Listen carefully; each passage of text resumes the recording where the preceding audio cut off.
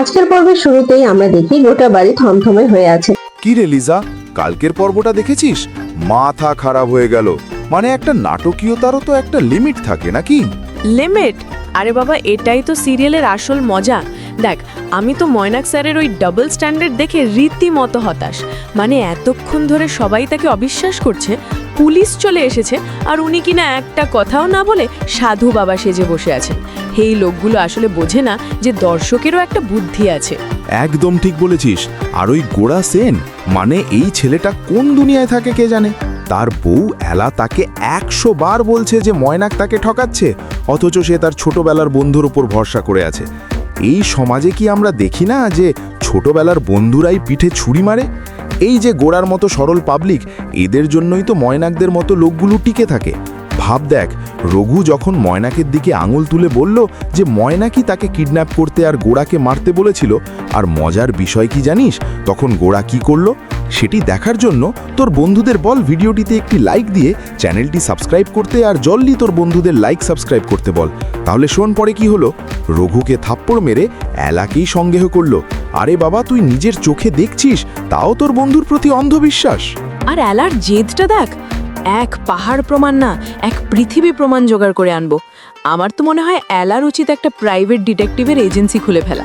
কারণ এই বাঙালি সিরিয়ালগুলোতেই মেয়েরা পারে যা পুলিশ পারে না, যা স্বামীরা দেখেও দেখে না।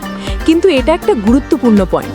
আমাদের সমাজে অনেক সময় দেখা যায় একজন নারী যখন তার স্বামীর ভালোর জন্য কিছু বলতে যায়, তখন তার কথাকে গুরুত্ব দেওয়া হয় না, বিশেষত যদি সেখানে একজন বিশ্বস্ত তৃতীয় ব্যক্তি জড়িয়ে থাকে। এটাই তো ট্র্যাজেডি। একদম। এই যে সম্পর্কগুলো বিশ্বাস আর অবিশ্বাসের দোলাচল, এটা দেখতেই তো ভালো লাগে। কিন্তু মাঝে মাঝে মনে হয় কিছু চরিত্র এতটাই বোকা হয় যে এদের দিয়ে একটা আলাদা কমেডি শো বানানো যায়। আমাদের চারপাশের অনেক সম্পর্কও তো ঠিক এমনই হয়, যেখানে আমরা সত্যকে দেখতে চাই না, কারণ মিথ্যেটা আমাদের কাছে বেশি স্বস্তিদায়ক। ময়নাকের মতো চতুর মানুষগুলো এই দুর্বলতারই সুযোগ নেয়। ঠিক বলেছিস। এই সিরিয়ালগুলো আসলে আমাদের সমাজেরই একটা আয়না, যেখানে কিছু মানুষ নিজের স্বার্থের জন্য সম্পর্ককে কিভাবে ব্যবহার করে, আর কিছু সরল মানুষ কিভাবে সেই ফাঁদে পা দেয়, সেটাই দেখানো হয়। তবে এলার মতো চরিত্রগুলো আশা জাগায় যে শেষ পর্যন্ত সত্যের জয় হবে।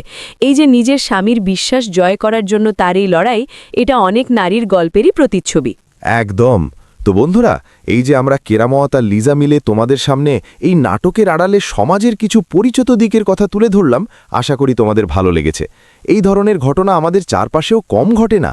কখনো কখনো নিজের কাছের মানুষের প্রতি অন্ধবিশ্বাস আমাদের কতটা ক্ষতি করতে পারে, সেটাই এই পর্বগুলো দেখায়। তাই চোখ কান খোলা রেখে চলুন।